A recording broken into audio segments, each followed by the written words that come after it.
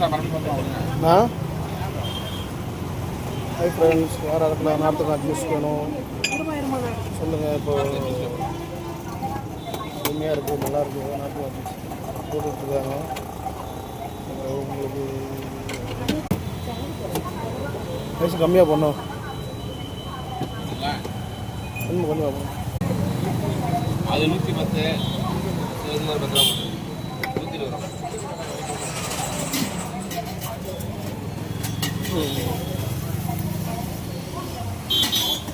Pepper போடுங்க.